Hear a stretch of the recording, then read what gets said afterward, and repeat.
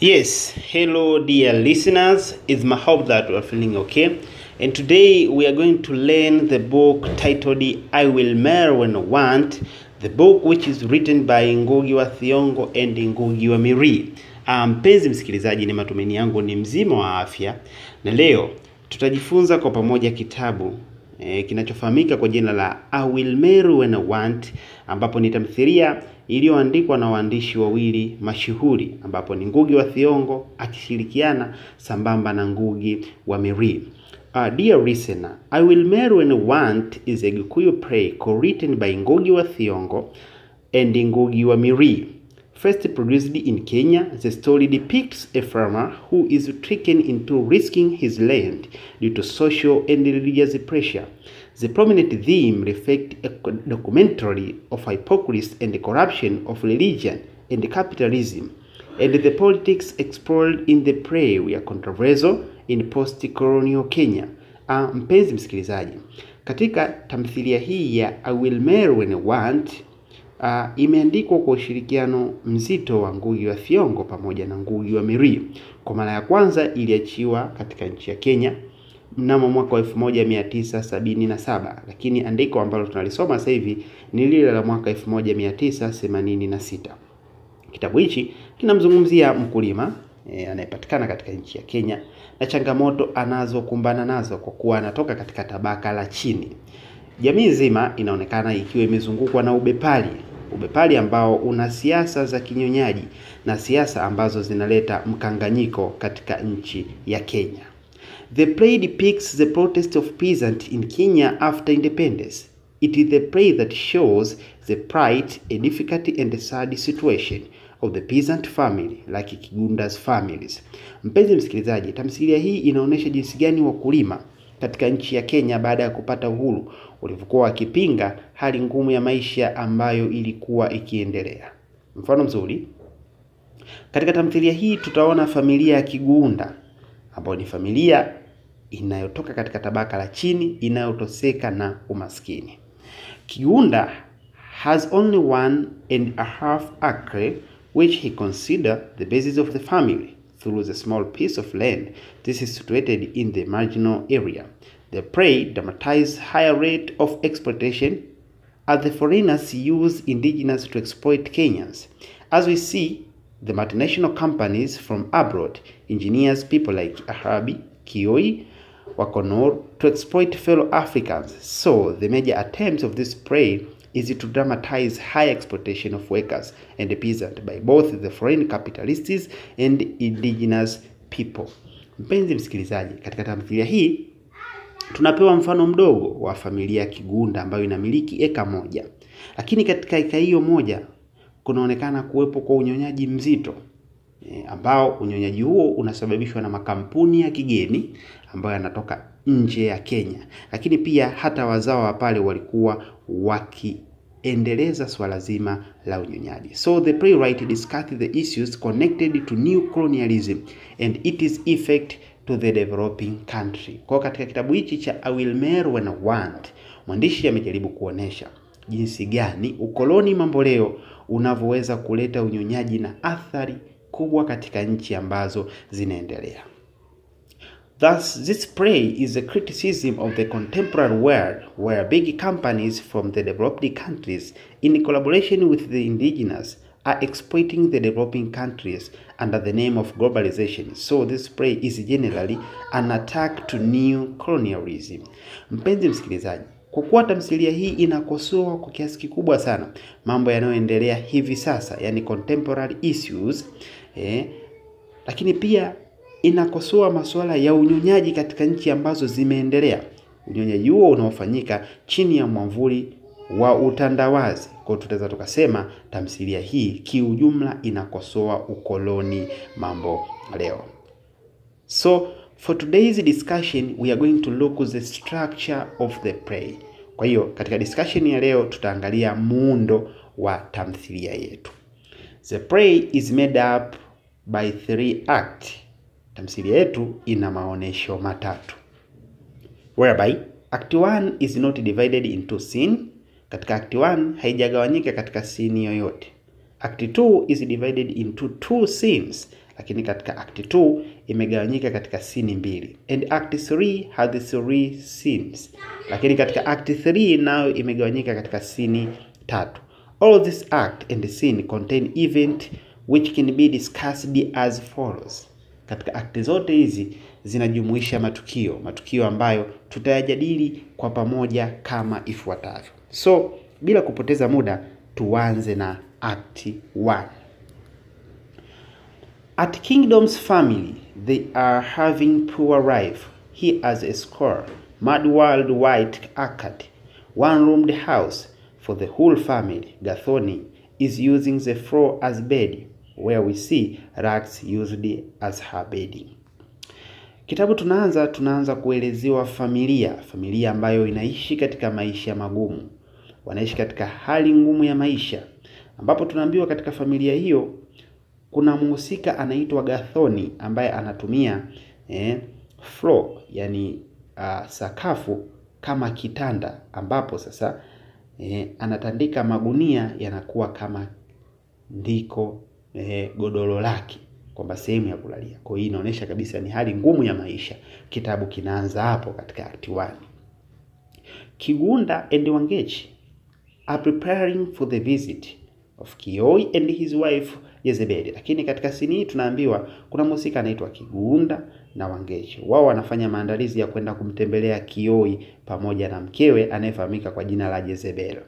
Kigunda mending the broken chain. In the process, he caused the little dead fall on the floor. He picked it and looked at it, and proud of it, but Wangechi never prized it, as it's so small, and the land itself is unproductive. Lakini watu hawa wanazungumza kuhusiana na ugumu wa maisha na kuporomoka kwa mahusiano, kwani ardhi inazidi kuwa chache na ardhi hiyo walionayo nyingi haidhalishi. The playwright shows the concept of drunkenness in the country, especially people who have been dismissed from job. Lakini pia katika onyesho hili mwandishi anaonyesha jinsi gani watu wengi ambao wanafukuzwa kazi wanajiingiza katika masuala ya ulevi. We see this is through the drunkard who passed by Kigunda's house singing. Hii inashiriwa na mhusika ambaye hakutajwa jina, lakini alikuwa akipita nyumbani kwa Kigunda huku akiimba. He utters a sarcastic word and start to urinate such that Wangechi gets annoyed and chases him away. Bwana huyu ambaye alikuwa amelewa akaa akipita huku akiimba maneno ya zihaka, lakini haikuishia hapo tu, akaanza kukojoa kiasi cha kwamba Wangechi ikabidi amfukuze na yule bwana akakimbia. Another aspect in this act is harambee for the church and attempts the Christian to convert Wangechi. Lakini tukio lingine ambalo linatokea hapa ni kwamba tunaambiwa kulikuwa kuna harambee ya kanisa ambayo ilikuwa inaelekeza harakati zake za kutaka kumbatiza Wangechi ili naye aingie katika Ukristo. Kigunda and Wangechi are against the new religion and hate the harambee which ask a contribution for building churches from the poor. Lakini Kigunda na Wangechi tunaambiwa ni watu ambao wanapinga harakati za wanadini kukusanya harambee kwa lengo la kujenga makanisa kwa ajili ya watu maskini. Kwa Kigunda na Wangechi walikuwa wanapinga. Kwa hapa tutakuja kujadili dhamira ya protest. He says he doesn't see the necessity of building church while it is used on a work. So Kigunda chased away the group of singers. Kwa kuwa alikuwa afahamu umuhimu wa kujenga kanisa kwa kutumia fedha za wananchi wa tabaka la chini, Kigunda akaamua kuwafukuza wale waimbaji. Conflict between Gathoni and her mother. Mother complains that Gathoni is busy doing her hair while she has a lot of domestic activity. Lakini katika scene 1 tunaonyeshwa pia kuna mgogoro kati ya Gathoni pamoja na mama yake. Mama yake na Gathoni anamgombeza Gathoni kwa sababu mwanadada huyu anatumia muda mwingi sana kushughulika na nywele zake badala ya kufanya domestic activity, yani kazi za nyumbani. Her mother tells her to help her, but Gathoni becomes furious. Baada ya mama yake kumwambia Gathoni afanye kazi za nyumbani, Gathoni anakuwa ni mtu mwenye hasira. She started to complain of too much work and having not sent to school. Akaanza kulalamika kwamba anafanya kazi nyingi lakini hapeleki shule. the state of poverty where she uses the floor as her bed and the ledges as her bedding. Lakini pia akaanza kulalamika kwamba tupo katika umaskini mkubwa, haiwezekani mimi nitumie kitanda changu kiwe ni magunia ambayo nayatandika chini sakafuni. Kwa hiyo akawa analalamika. She started exchange bitter word with her mother, and later her father shot at her in intimidating manner. Lakini wakaanza pia exchange maneno makali kati yake na mama yake, yani wanajibizana kwa ukali, kitendo ambacho kikasababisha baba yake kumtishia kwa maneno ya kutisha ili aweze kuacha kujibishana na mama yake. The parents started discussing modern children that they have undergone moral decadence and they have no respect at all. Wazazi hawa wakaanza kujadili jinsi gani watoto walivyokuwa na mmomonyoko wa maadili, hususani katika jamii hii ya utandawazi. Kigunda and Wangechi discussed the problem of wages after running a shortage of salt, hence he don't have money to buy it. Lakini Kigunda pamoja na Wangechi wakaanza kujadili kuhusiana na matatizo ya ujira, kwamba wanapokea ujira mdogo kiasi kwamba wanakosa mpaka fedha ya kununua chumvi. Chumvi inaonekana kupanda bei. They send Gathoni to Gikamba to big salt. Kigunda says the price of different things have gone so high while wages have not risen. Hii inajizilisha pale ambapo Gathoni anatumwa kwenda kwa Kikamba kwa ajili ya kufata chumvi, lakini anakutana na vitu ambavyo vimepanda bei, lakini ujira haupandi bei, upo pale pale. Kigunda complaining that they take long time working in farms of the rich people like Ikuwa, Wadekita and Kioi, but they are paid low wages. Lakini Kigunda akaendelea kulalamika kwamba wanatumia muda mwingi sana kufanya kazi katika mashamba ya watu matajiri kama Ikuwa, lakini wanapewa ujira mdogo. Kwa hiyo kumbe katika jamii exploitation bado ilikuwepo. Kigunda says Ikuwa and Kioi are exploiters, hence killing them bedbugs. Kigunda akamuita Ikuwa pamoja na Kioi kwamba wao ni wanyonyaji, na akawapia jina la bedbugs, yani kunguni. In this act we see the relationship between John Muhuni and Gathoni. Lakini katika act hii tunaelezwa kuhusiana na mahusiano yaliyopo kati ya John Muhuni pamoja na Gathoni. Wangechi say that Gathoni is misbehaving because of the relationship between her and John Muhuni, who keeps on hooting on the road in the presence of parents. Gathoni goes to meet her boyfriend on the road.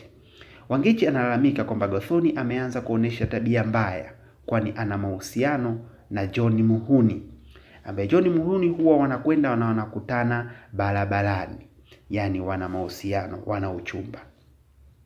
Wangechi later gets that perhaps the visiting of Kioi and Jezebel is to discuss about the marriage of John Muhuni and their daughter. This was not the case to Kigunda, as he never thought of that.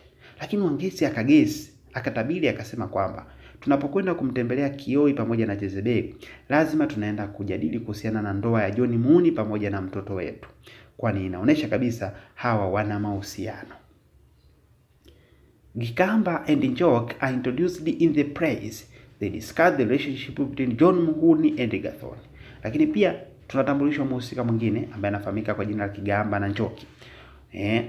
Wao wanajadili kuhusiana na mahusiano yaliyopo kati ya John Muhuni pamoja na Gathoni. Njoki cautions them to tell Gathoni to cut relationship between her and John. Lakini Njoki anaonekana kuwa ni mhusika ambaye anamshawishi Gathoni aachane mahusiano na John Muhuni, giving her reason that rich marry to rich and poor to poor, so there won't be any marriage as Gathoni and John do not belong to one class. Na reason kubwa anayotumia Njoki ni kwamba siku zote maskini humuoa maskini mwenzie na tajiri humuoa tajiri mwenzie. Kwa hiyo hakuna haja ya kuwa na mahusiano kati ya John Muhuni pamoja na Gathoni. They also discuss about the wages and the ways they are exploited in the factories and farms, and they blame their fellow Africans like Ikuwa and Kioi who work for the interest of the whites in Europe and America. Lakini pia wakaanza kujadili kuhusiana na swala la kuporomoka kwa ujira na kunyonywa kwa baadhi ya Waafrika, na wakaanza kuwalaumu Waafrika wenzao kama vile ikiua pamoja na Kioi ambao wanafanya kazi kwa ajili ya manufaa ya wazungu. Kwa inaonekana kabisa waliwasaliti Waafrika wenzao. We see the arrival of expected guests plus 2 other people who make 4 guests in the total, like Kioi, Jezebel, Samuel Ndungile and Helen, who are well dressed. Lakini pia tunaambiwa ujio wa wageni wengine ambao hawakutarajia, ambao wanafanya idadi ya wageni kufikia 4. Mgeni huyo ni Kioi, Jezebel, Samuel Ndungile pamoja na Helen ambao wamevaa vizuri mno, wamevaa wakipendeza. They started preaching and convinced Kigunda and Wangechi to be Christian and to go to the church to have their wedding blessed.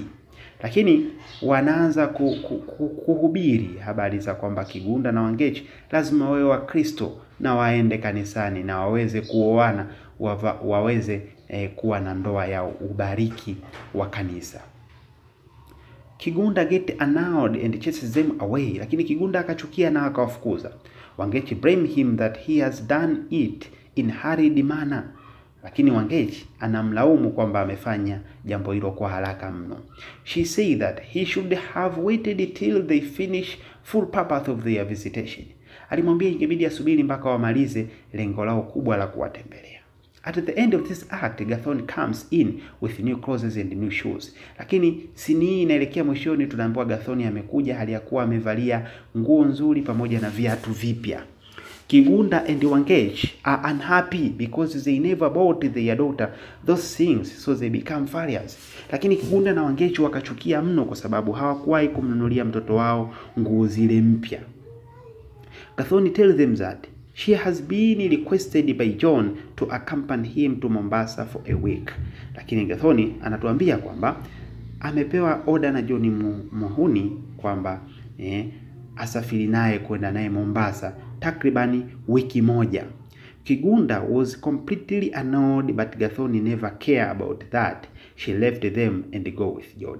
Kigunda japokuwa alilalamika mno kwamba Gathoni asiondoke, lakini Gathoni hakusikiliza, yeye aliondoka.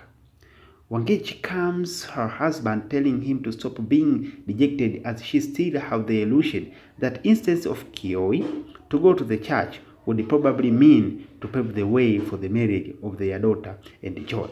Lakini pia Wangechi akaendelea kumtuliza mume wake kwa kumwambia kwamba aache kabisa kufanya baadhi ya mambo, kwani mkewe alikuwa na illusion kwamba ipo siku Kioi anaweza kwenda kanisani na anaweza akatengeneza mazingira ambapo itatokea ndoa kati ya John Muhuni pamoja na mtoto wao. Mpenzi msikilizaji, unadhani nini kitafata katika act 2? So nikikuomba subscribe, like na comment katika channel hii, na soon as possible we are going to release act 2 scene 1 of this play.